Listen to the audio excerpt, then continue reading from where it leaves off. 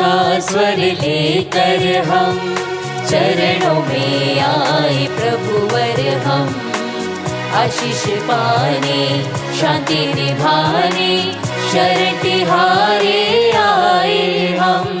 खुशियों का स्वर लेकर हम संगी सहारा प्रभुवर तू, साथी हमारा भगवन तू। संगी सहारा प्रभुवर तू, साथी हमारा भगवन तू। सबसे न्यारा तेरा विधान हे जगत्राता जगदीश्वर। सबसे न्यारा तेरा विधान हे जगत्राता जगदीश्वर। खुशियों का स्वर लेकर हम चरणों में आए प्रभुवर हम। आशीष पाने शांति निभाने शरण तिहारे आए हम। खुशियों का स्वर लेकर हम। पिता और पुत्र और पवित्र आत्मा के नाम पर आमीन। हमारे प्रभु यीशु ख्रिस्त की कृपा, ईश्वर का प्रेम और पवित्र आत्मा का साहचर्य आप सबों को प्राप्त हो और आपकी आत्मा के साथ। ख्रिस्त में प्रिय भाई और बहनों, हर नया सवेरा प्रभु के प्रेम का प्रमाण है। हर नया जीवन ईश्वरीय वरदान है। हम इस नई सुबह के लिए, हमारे जीवन के वरदान के लिए प्रभु को सारे हृदय से धन्यवाद देते हैं।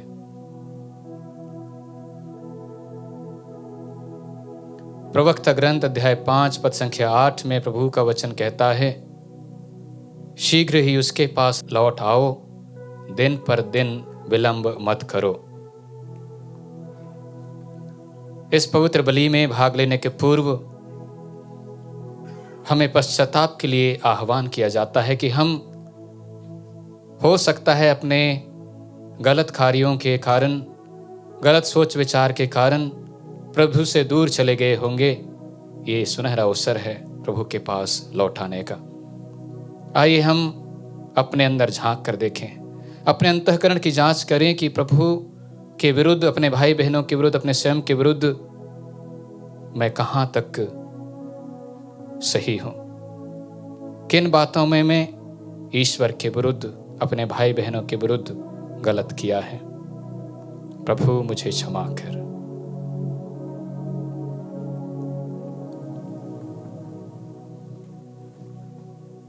हम सब मिलकर बोलें, हे भाई और बहनों, मैं सर्वशक्तिमान ईश्वर और आप लोगों के सामने स्वीकार करता हूँ कि मैंने मन, वचन और कर्म से तथा अपना कर्तव्य पूरा ना करने से, अपने कसूर से, अपने भारी कसूर से घोर पाप किया है। इसलिए मैं नित्य कुंवारी धन्य मरियम से, सब स्वर्गदूतों, संतों और आप लोगों से, हे भाई और बहनों, विनती करता हूँ कि आप लोग मेरे लिए प्रभु ईश्वर से प्रार्थना करें।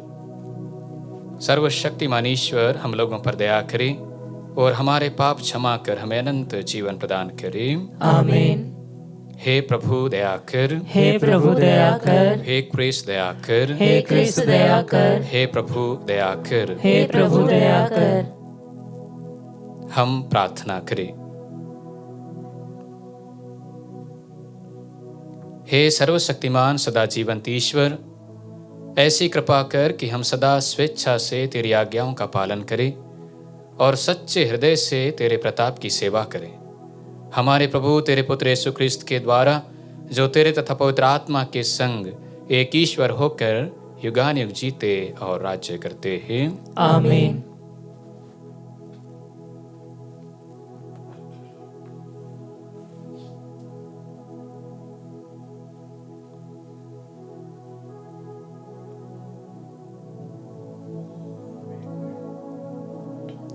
पहला पाठ रोमियो के नाम संत पौलुस का पत्र, अध्याय 8 वचन संख्याएं 1 से लेकर 11 तक। जो लोग यीशु मसीह से संयुक्त है, उनके लिए अब कोई दंडाज्ञा नहीं रह गई है, क्योंकि आत्मा के विधान ने जो यीशु मसीह द्वारा जीवन प्रदान करता है, हमको पाप तथा मृत्यु की अधीनता से मुक्त कर दिया है। मानव स्वभाव की दुर्बलता के कारण जो कार्य मूसा की संहिता करने में असमर्थ थी, वही कार्य ईश्वर ने कर दिया है। उसने पाप के प्रायश्चित के लिए अपने पुत्र को भेजा, जिसने पापी मनुष्य के सदृश शरीर धारण कर लिया। इस प्रकार ईश्वर ने मानव शरीर में पाप को दंडित किया, जिससे हम में, जो कि शरीर के अनुसार नहीं बल्कि आत्मा के अनुसार आचरण करते हैं, संहिता की धार्मिकता पूर्णता तक पहुंच जाए। क्योंकि जो शरीर की वासनाओं से संचालित है, वे शरीर की बातों की चिंता करते हैं और इसका परिणाम मृत्यु है। जो आत्मा से संचालित है, वे आत्मा की बातों की चिंता करते हैं और इसका परिणाम जीवन और शांति है। क्योंकि शरीर की वासना ईश्वर के प्रतिकूल है, वह ईश्वर के नियम के अधीन नहीं होती और हो भी नहीं सकती।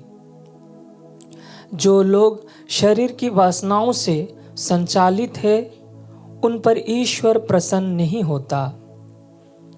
यदि ईश्वर का आत्मा सचमुच आप लोगों में निवास करता है, तो आप शरीर की वासनाओं से नहीं बल्कि आत्मा से संचालित है। जिस मनुष्य में मसीह का आत्मा निवास नहीं करता, वह मसीह का नहीं। यदि मसीह आप में निवास करते हैं, तो पाप के फलस्वरूप शरीर भले ही मर जाए, किंतु पाप मुक्ति के फलस्वरूप आत्मा को जीवन प्राप्त है। जिसने यीशु को मृतकों में से जिलाया, यदि उसका आत्मा आप लोगों में निवास करता है, तो जिसने यीशु मसीह को मृतकों में से जिलाया है, वह अपने आत्मा द्वारा जो आप में निवास करता है, आपके नश्वर शरीर को भी जीवन प्रदान करेगा। प्रभु की वाणी। ईश्वर को धन्यवाद। भजन अनुवाक्य। हे प्रभु, ये वे लोग हैं जो तेरे दर्शनों के लिए तरसते हैं। हे प्रभु, ये वे लोग हैं जो तेरे दर्शनों के लिए तरसते हैं।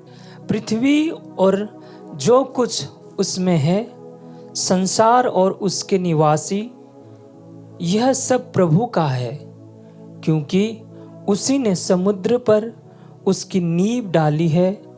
प्रभु ने जल पर उसे स्थापित किया है। अनुवाक्य। हे प्रभु, ये वे लोग हैं जो तेरे दर्शनों के लिए तरसते हैं। प्रभु के पर्वत पर कौन चढ़ेगा? उसके मंदिर में कौन रह पाएगा? वही जिसके हाथ निर्दोष है, जिसका हृदय निर्मल है, जिसका मन आसार संसार में नहीं रमता। अनुवाक्य। हे प्रभु, ये वे लोग हैं जो तेरे दर्शनों के लिए तरसते हैं। उसी को प्रभु की आशीष प्राप्त होगी, वही अपने मुक्तिदाता ईश्वर से पुरस्कार पाएगा। वह उन लोगों के सदृश है जो प्रभु की खोज में लगे रहते हैं, जो याकूब के ईश्वर के दर्शनों के लिए तरसते हैं। अनुवाक्य। हे प्रभु, ये वे लोग हैं जो तेरे दर्शनों के लिए तरसते हैं। जय घोष। हालेलुया। प्रभु कहता है, मैं नहीं चाहता कि पापी मर जाए, मैं चाहता हूँ कि वह पश्चाताप कर जीवन प्राप्त करे। हालेलुया।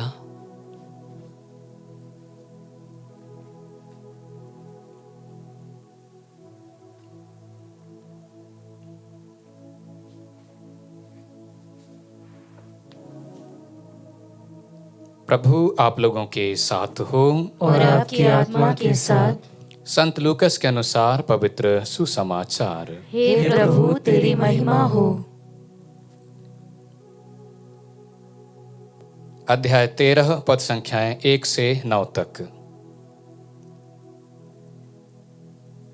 उस समय कुछ लोग यीशु को उन गलीलियों के विषय में बताने आए जिनका रक्त पिलातुस ने उनके बलि पशुओं के रक्त के साथ मिला दिया था।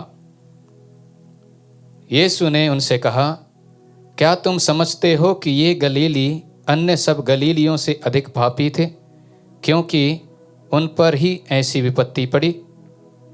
मैं तुमसे कहता हूँ ऐसा नहीं है, लेकिन यदि तुम पश्चाताप नहीं करोगे तो सब के सब उसी तरह नष्ट हो जाओगे। अथवा क्या तुम समझते हो कि सिलोआम की मीनार के गिरने से जो 18 व्यक्ति दब कर मर गए, वे यरूशलेम के सब निवासियों से अधिक अपराधी थे?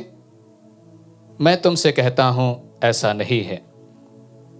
लेकिन यदि तुम पश्चाताप नहीं करोगे तो सब के सब उसी तरह नष्ट हो जाओगे। तब यीशु ने यह दृष्टांत सुनाया। किसी मनुष्य की दाखबारी में एक अंजीर का पेड़ था।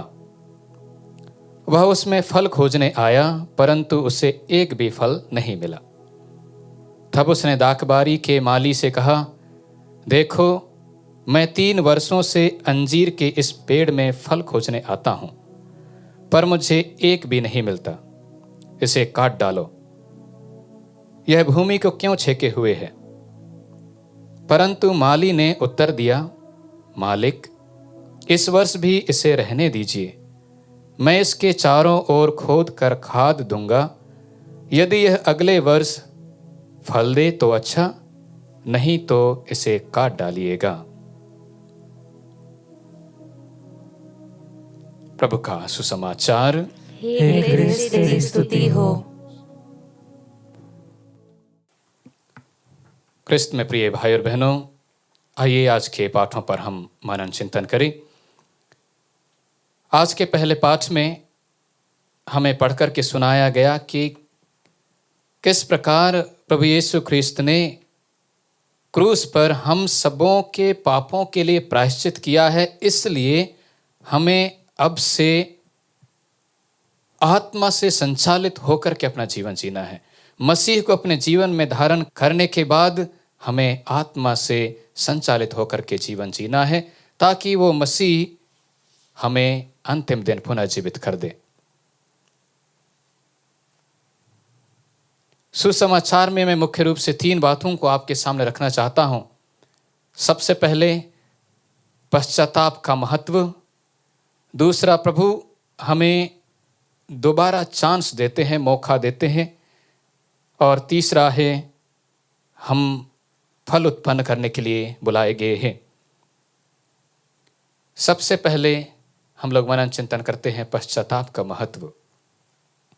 इसके पहले बेहद जरूरी है हमें ये समझना कि हम मनुष्य होने के नाते जब किसी व्यक्ति को देखते हैं, उसके जीवन में कई प्रकार के ऐसे कार्य हो रहे हैं जो उसे दुख और कष्ट में ले जाते हैं, उसके जीवन में अनहोनी हो रहे हैं, तो हम उस व्यक्ति पर एक टैग लगा देते हैं कि ये व्यक्ति जरूर पाप किया होगा, इसलिए ये विपत्ति, ये घटना इनके घर परिवार में घटित हो रहा है।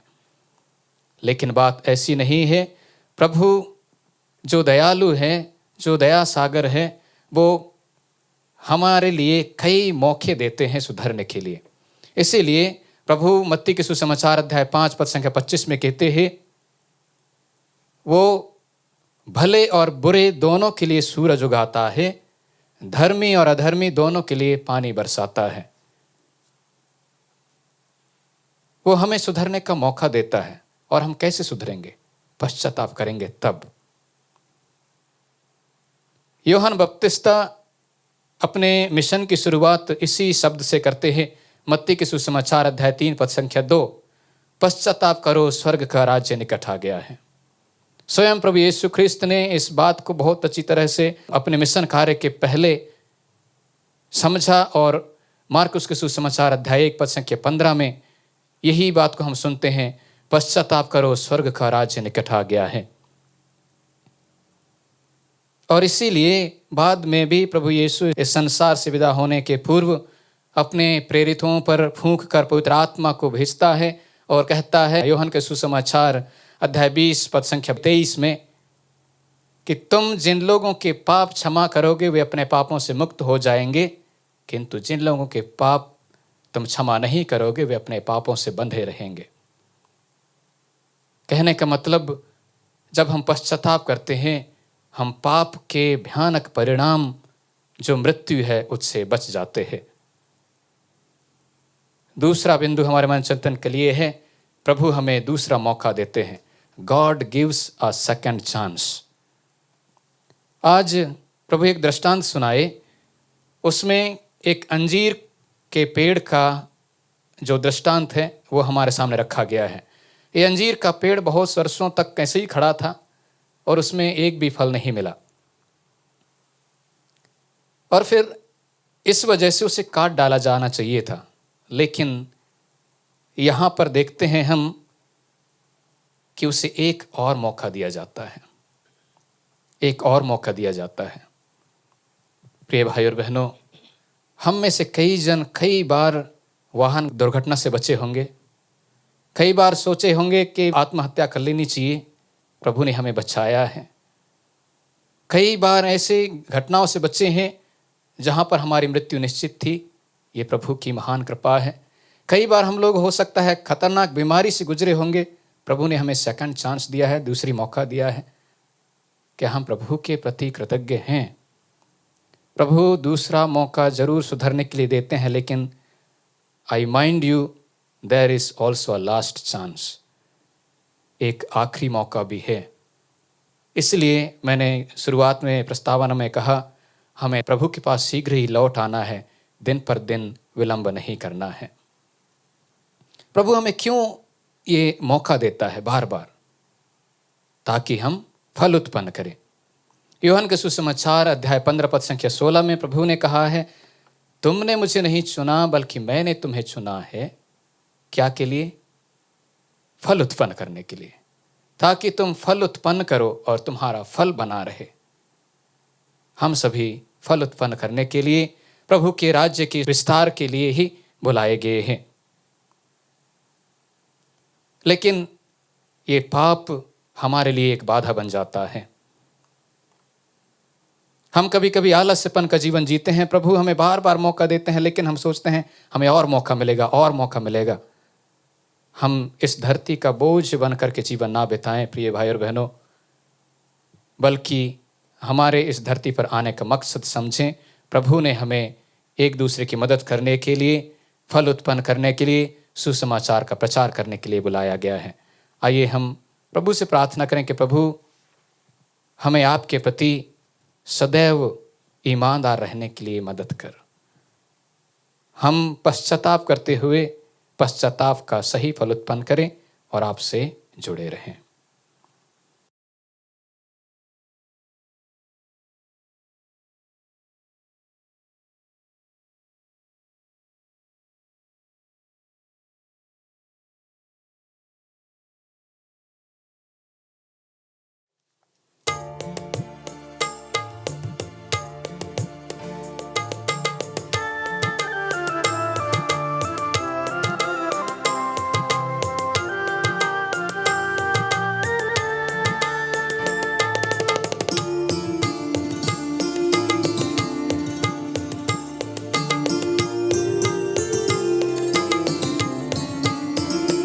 मेरा जीवन तुझे अर्पण, मेरा तन मन तुझे बलिदान। स्वीकारो प्रभु पावन, कर दो जन मन कल्याण। मेरा जीवन तुझे अर्पण, आया हूँ प्रभु शरण तुम्हारी, लाया हूँ यह दाखरस रोटी, आया हूँ प्रभु शरण तुम्हारी, लाया हूँ यह दाखरस रोटी। ग्रहण करो मेरा बलिदान, ग्रहण करो मेरा बलिदान, दे दे प्रभु तेरा वरदान, दे दे प्रभु तेरा वरदान। मेरा जीवन तुझे अर्पण, मेरा तन मन तुझे बलिदान, स्वीकारो प्रभु पावन, कर दो जन मन कल्याण। मेरा जीवन तुझे अर्पण।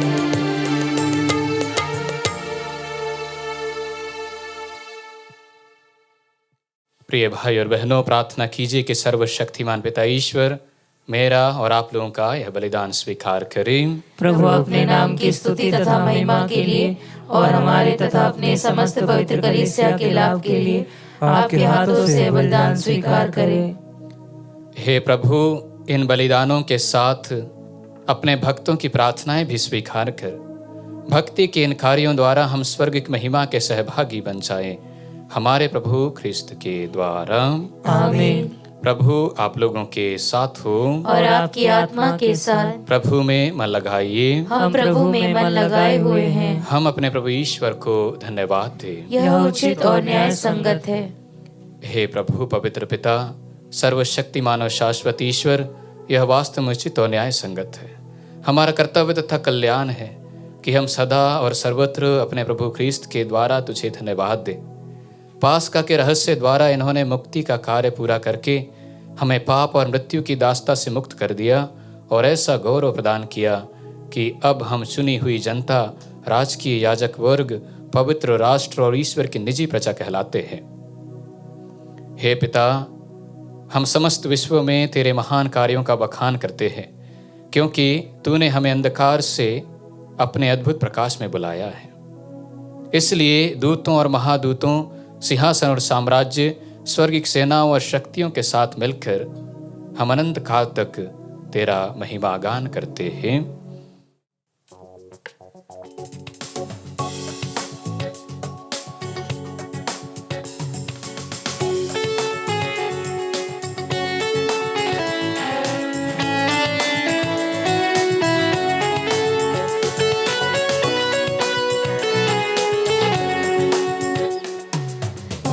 पावन पावन पावन ईश्वर, पावन पावन पावन ईश्वर, स्वर्ग महिमा दिखाता तेरी, स्वर्ग महिमा दिखाता तेरी, स्तुति तब गाती पृथ्वी सारी, स्तुति तब गाती पृथ्वी सारी।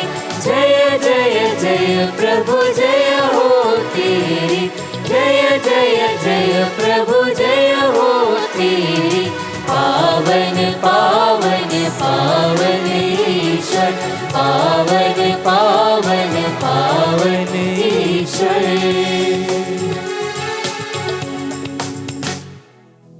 हे प्रभु, तू वास्तव में पवित्र है, सारी पवित्रता का स्रोत है।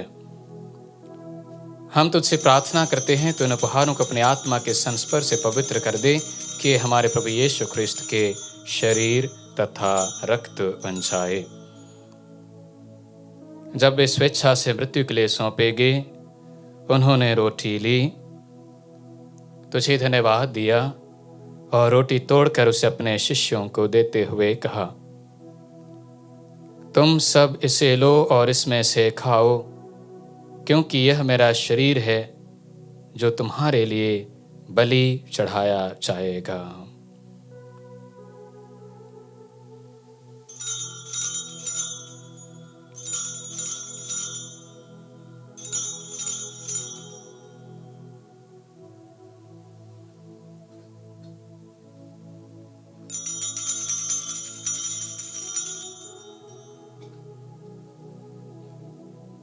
इसी भांति भोजन के बाद उन्होंने कटोरा लिया, तुझे धन्यवाद दिया और उसे अपने शिष्यों को देते हुए कहा, तुम सब इसे लो और इसमें से पियो, क्योंकि यह मेरे रक्त का कटोरा है, नवीन और अनंत व्यवस्थान का रक्त, जो तुम्हारे और बहुतों के पापों की क्षमा के लिए बहाया जाएगा। तुम मेरी स्मृति में यह करो।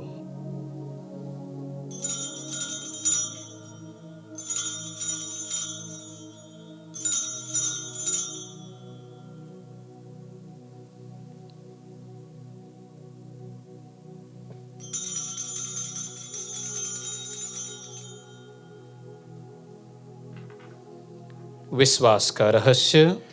हे प्रभु, हम तेरी मृत्यु तथा पुनरुत्थान की घोषणा तेरे पुनरागमन तक करते रहेंगे। इसलिए हे प्रभु, हम ख्रिस्त की मृत्यु और पुनरुत्थान की स्मृति में तुझे जीवन की रोटी और मुक्ति का कटोरा चढ़ाते हैं। हम तुझे धन्यवाद देते हैं कि तूने हमें अपने सम्मुख उपस्थित होने और अपनी सेवा करने का सौभाग्य प्रदान किया है। हमारा नम्र निवेदन है कि हम सब ख्रिस्त का शरीर और रक्त ग्रहण करके पवित्र आत्मा के द्वारा एकता के सूत्र में बंधे रहे। हे प्रभु, हमारे संत पिता लियो, हमारे धर्माध्यक्ष थॉमस और सभी याजकों के साथ विश्व भर में फैली अपनी कलीसिया की सुधि ले तथा इसे प्रेम में सिद्ध बना दे। हमारे उन भाई बहनों की भी सुधि ले जो पुनरुत्थान की आशा में परलोक से धार चुके हैं। उन्हें और सभी मृतकों को अपने दर्शन का सौभाग्य प्रदान कर हम सब पर दया दृष्टि डाल कि हम भी अनंत जीवन के सहभागी बने और ईश्वर की माता धन्य कुमारी मरियम, उनके वर धन्य योसेफ, धन्य प्रेरितों तथा सब संतों के साथ जो युग युग में तेरे प्रति विश्वस्त बने रहे, तेरी स्तुति और महिमा कर सकें तेरे पुत्र यीशु ख्रिस्त के द्वारा।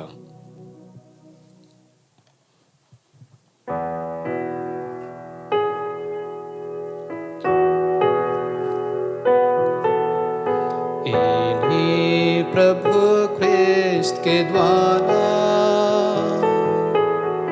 इन्हीं के साथ और इन्हीं में, हे सर्वशक्तिमान पिता ईश्वर, पवित्र आत्मा के साथ सारा गौरव तथा सम्मान युगान युग तेरा ही है।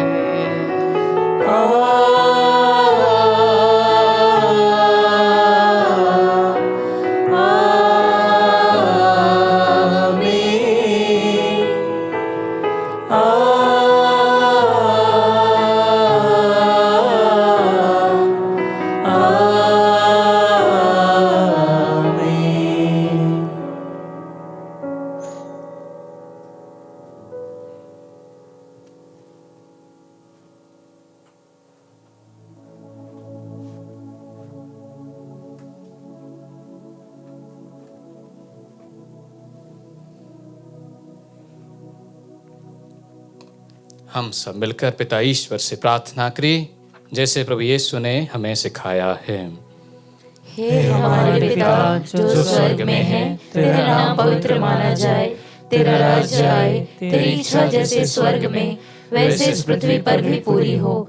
हमारा प्रतिदिन का आहार आज हमें दे और हमारे अपराध हमें क्षमा कर, जैसे हम भी अपने अपराधियों को क्षमा करते हैं, और हमें परीक्षा में न डाल परंतु बुराई से बचा। हे प्रभु, हम तुझसे प्रार्थना करते हैं सभी बुराइयों से हमें बचा और इस जीवन में हमें कृपा पूर्वक शांति प्रदान कर। हम तेरी दया से सदा पाप से दूर और हर विपत्ति से सुरक्षित रहे और उस दिन की प्रतीक्षा करते रहें जब हमारे मुक्तिदाता यीशु ख्रिस्त फिर आकर हमारी धन्य आशा पूरी करेंगे। क्योंकि तेरा राज्य, तेरा सामर्थ्य और तेरी महिमा अनंत काल तक बनी रहती है। हे प्रभु यीशु ख्रिस्त, तूने अपने प्रेरितों से कहा है, मैं तुम्हारे लिए शांति छोड़ जाता हूँ, अपनी शांति तुम्हें प्रदान करता हूँ। तो हमारे पापों पर नहीं, अपनी कलीसिया के विश्वास पर दृष्टि डाल और कृपा पूर्वक उसे शांति तथा एकता प्रदान कर। युगानुयुग जीता और राज्य करता है। आमीन। प्रभु की शांति सदा आप लोगों के साथ हो और आपकी आत्मा के साथ। परस्पर शांति अभिवादन कीजिए। हे ईश्वर के मेमने, तू संसार के पाप भर लेता है, हम पर दया कर। हे ईश्वर के मेमने, तू संसार के पाप भर लेता है, हम पर दया कर। हे ईश्वर के मेमने, तू संसार के पाप भर लेता है, हमें शांति प्रदान कर।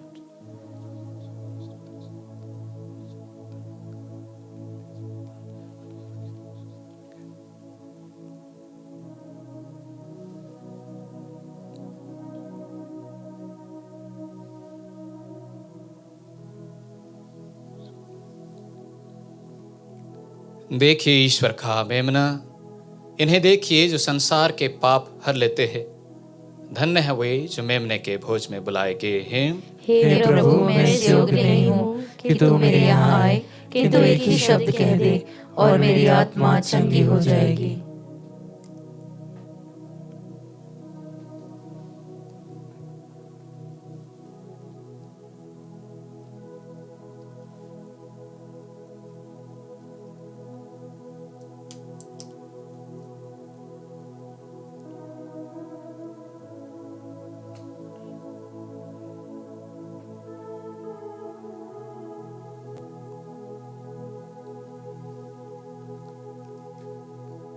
हे मेरे प्रभु यीशु, मैं सारे हृदय से विश्वास करती हूँ कि आप पवित्र यूकरिस्ती संस्कार में उपस्थित हैं। हे प्रभु, मैं सभी चीज़ों से बढ़कर आपको प्रेम करती हूँ और मेरी यही अभिलाषा है कि आप मेरी आत्मा में आकर बस जाएं, क्योंकि हे प्रभु, मैं आपको आज ग्रहण करने में असमर्थ हूँ। हे प्रभु, आध्यात्मिक रूप से आकर मेरे हृदय में समा जाइए। हे यीशु, मैं आज आप में एक होना चाहती हूँ और आप में समा जाना चाहती हूँ। हे प्रभु, यह कभी ना होने पाए कि मैं आपसे कभी अलग हो जाऊं। आमीन। हे प्रभु, स्वर्गिक वस्तुओं के सहभाग द्वारा हमें मुक्ति लाभ मिला है। ऐसी कृपा कर कि हम श्रेष्ठ वस्तुओं का सदुपयोग करें और अनंत वस्तुओं के ज्ञान तथा प्रेम में बढ़ते जाएं। हम यह प्रार्थना करते हैं अपने प्रभु ख्रिस्त के द्वारा। आमीन।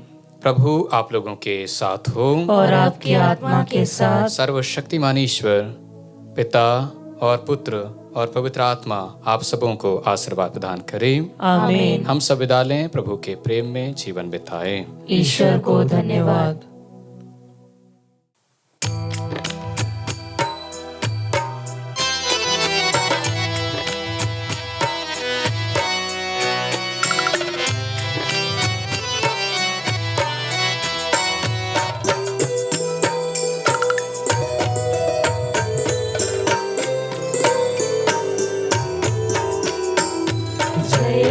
जय माता, जय हो जय माता, जय हो जय माता, जय हो जय माता। वंदना करते हैं तेरी, जय हो जय माता। वंदना करते हैं तेरी, जय हो जय माता।